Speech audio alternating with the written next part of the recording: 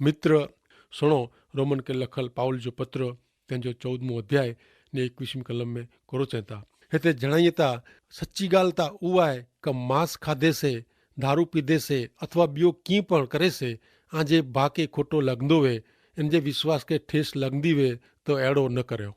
भले मित्र पां हाणे रोमन जे पत्र जे 14 अध्याय जी 22 कलम पां नेरियूं पां खे यीशु ख्रिस्त जे विश्वासी लाइ आचरण जो ॿियो वॾो सिद्धांत हिते नेरला मिलंदो। 14 अध्याय ने कलम 22 हिन बाबति विषय तू कोरो मने तो ऊ तौजी ने ईश्वर विचे ज रख पिन के योग्य लगे अहिड़ो कम करींदल व्यक्ति पिन के गुनेगार न ठहराए त इनके धन्य आहे। हाणे हिन कलम में ॿई ॻाल्हि नेरियूं तोखे जेको विश्वास आहे उहो तौजी ने ईश्वर विचे ज रख पिन के खासो लॻंदो वे अहिड़ो करीने पिन के दोष वग़ैरह जो रखंदल माण्हू खे धन्य आहे। यीशु ख्रिस्त जे अनुयायी लाइ आचरण जो ही ॿियो सिद्धांत आहे। रोमन जे पत्र जा लेखक प्रेरित पाउल बरोबर योग्य अयोग्य विषय चार तुणी ॻाल्हि कयो हुयो। ईश्वर विषय कीअं कयूं तंहिं पहिला पांखे पिंड के सवाल कयो खपे क अहिड़ो कहिड़ो मुला बरोबर आहे कोरो आऊं जेकी केला मंगा तो उहो तेजन इच्छा ने मज़ा से करी सकां। हाणे ॿियो सिद्धांत नेरियूं त जेकी करे में आयो आहे उन तरफ़ पाछी नज़र करे थो पिंड जेकी कीअं आहे इन में पिन के दोषी न लेखे वारे माण्हू खे धन्य आहे। विश्वासी के कोई पण जात जे प्रेरक बुद्धि जे डंख वग़ैरह उहो जेके कीअं आहे उन तरफ़ नेरिंदल हुअणो खपे एतिरे क इन जे करे आचरण लाइ इन जी प्रेरक बुद्धि पीड़ाईंदी न वे। ऐं मूंखे उन उड़ाव छोकिरे जो खुवायल छोकिरे जो दृष्टांत यादि कराइयां।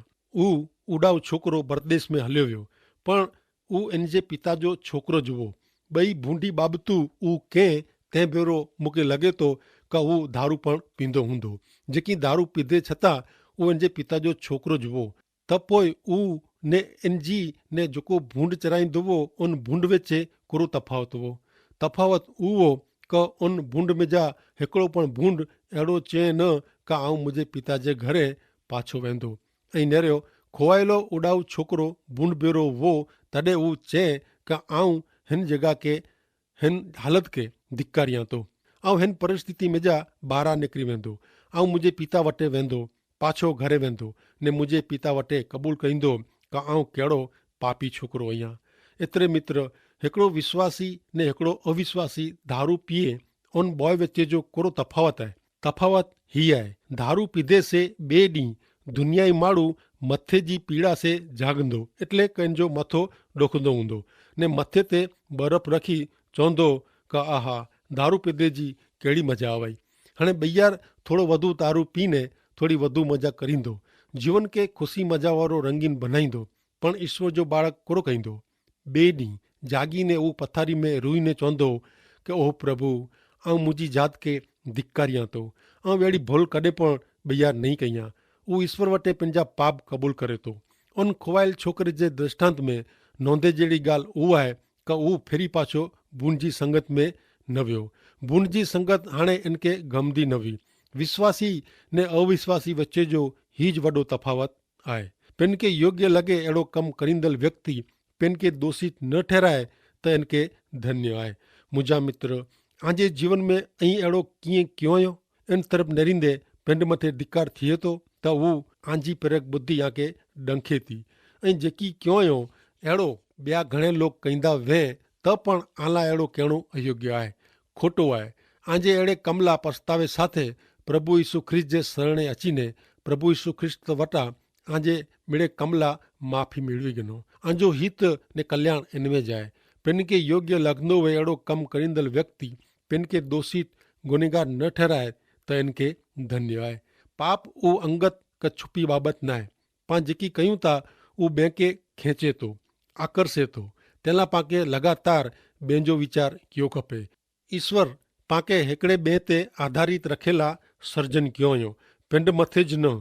एतिरे मित्र प्रभु यीशु ख्रिस्त पर जे विश्वास में पां मजबूत वो त इन में अभिमान करे जे बदले पांखे धीरज ने संयम मेळवीने नमूने रूप जीवन जीवियो खपे। पाउल अॻियां 23 कलम में कोर चवनि था रोमन जो 14 अध्याय ने 23 कलम उहो जेको खाए तो इनमें इनके शंका वे त ईश्वर इनके गुनेगार ठहराइए था कारण इन जो कम विश्वास मथे आधारित न आहे। जंहिंजो आधार विश्वास मथे न आहे उहो पाप आहे। जंहिंजो आधार विश्वास मथे न आहे उहो पाप आहे। इन जो अर्थ उहो थिए मित्र कि ऐं जेकी करियो था उहो बराबरि न आहे। अहिड़ो आहे कि लॻंदो वे त ऐं कॾहिं पण उहो कमु करी जा न। विश्वास ला हिन कलम में नवीज व्याख्या ॾिने में आवई आहे।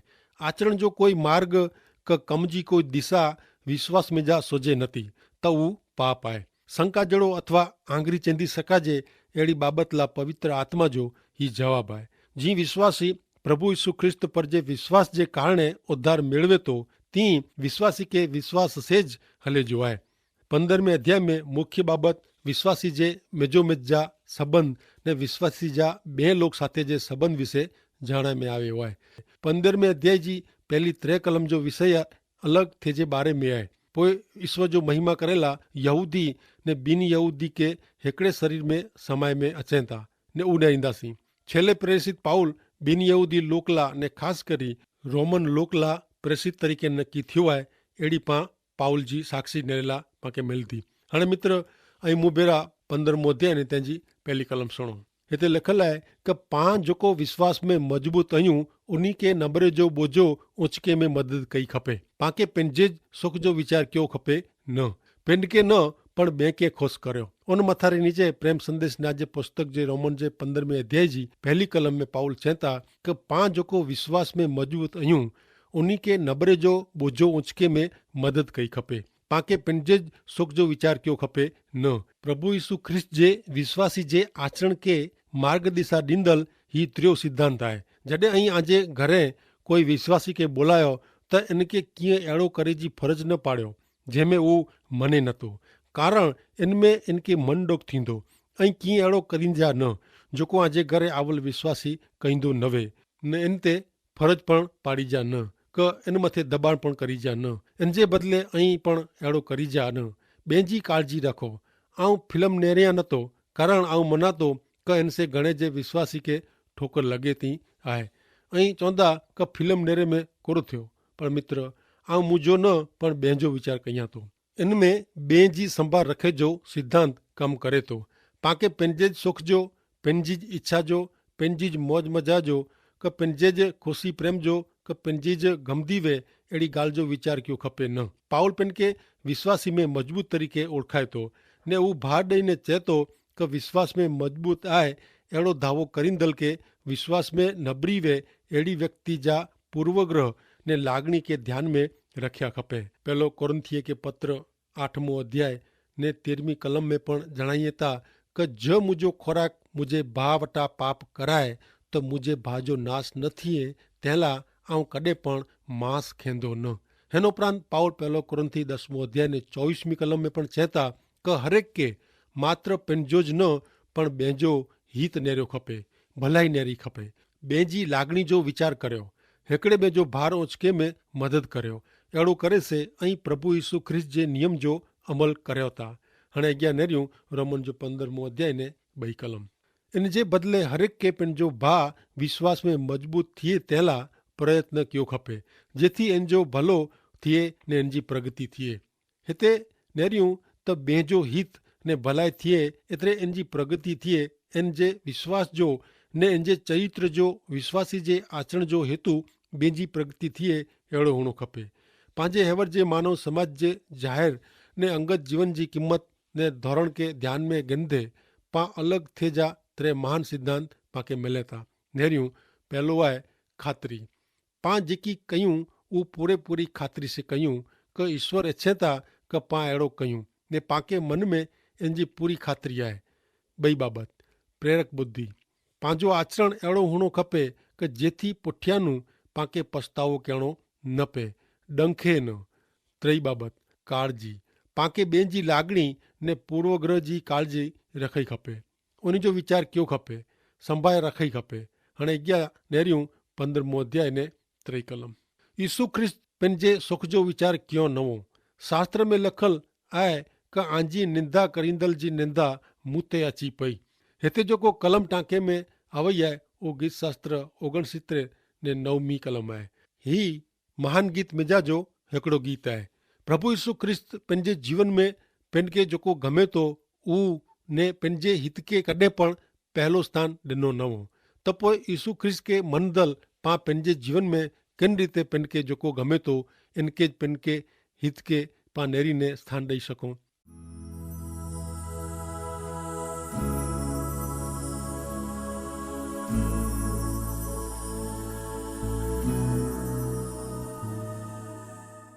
चौथी कलम में प्रेरित पाउल चए था कि शास्त्र में जेकी लिखे में आयो आहे उतां पाण शिक्षण ॾिनल आहे।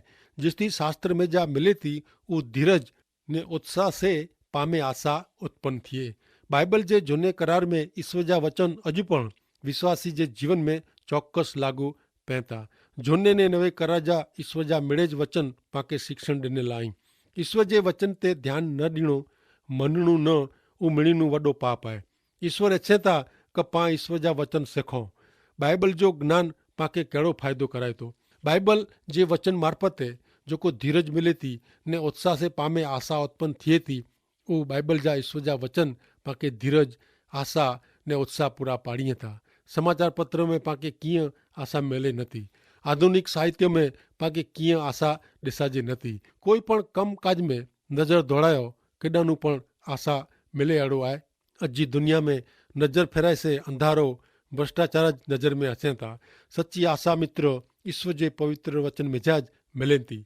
पहलो कोरिन्थियों के पत्र 10वां अध्याय ने 11वीं कलम में पाउल चए था ही मेरे बाबतू बेके नमूने रूप थेला बनई ने पाके चेतवणी मिले तेला ॾिने में आवई आहे कारण पां छेले ॾींहं में जीवूं था। बाइबल जा ईश्वर जा मिड़े वचन पंहिंजे शिक्षण लाइ आहे। इनसे पंहिंजे जीवन में धीरज उत्साह ने आशा मिले थी। हाणे नेरियूं अॻियां 15वें अध्याय जी 5वीं कलम। हिते संत पाउल चए था कि ऐं ख्रिस्त जे नमूने खे अनुसरियो ने ई आमे सरखो दृष्टिबिंदु रखी सको। हिकिड़ो सचो वीचार ने आचरण रखी सको तेला धीरज हिम्मत उत्तेजन ईश्वर खे ॾियो सहाय करियो। पाउल हिते यहूदी ने ॿिन यहूदी बॉय यीशु ख्रिस्त जे नमूने प्रमाणे जीवे तेला प्रार्थना करे थो। इन जो कारण 6ठी कलम में पाण नेरियूं त पाउल चए था 15वां अध्याय ने 6ठी कलम में कि एतिरे लाइ कि ऐं मेरे भेरा मिलीने हिकिड़े आवाज़ से ईश्वर जी स्तुति भजन करियो। ईश्वर स्तुति भजन में यहूदी ने ॿिन यहूदी विच अहिड़ी एकता हुअणी खपे जेको विश्वासी जी एकता ज़ाहिर करींदल वे। જ્યાં સુધી વિશ્વાસી જો જીવન ઈશ્વર जी आधीनता में अचीने हिकिड़ो नथो थिए ત્યાં સુધી विश्वासी जे जीवन में एकता अची सके नथी। पण ईश्वर जो वचन पाण खे चए थो उहो पाण ॿई वांचियूं रोमन जो 15वां अध्याय ने 6ठी कलम। एतिरे लाइ कि ऐं मेरे भेरा मिलीने हिकिड़े आवाज़ से ईश्वर जी स्तुति भक्ति करियो।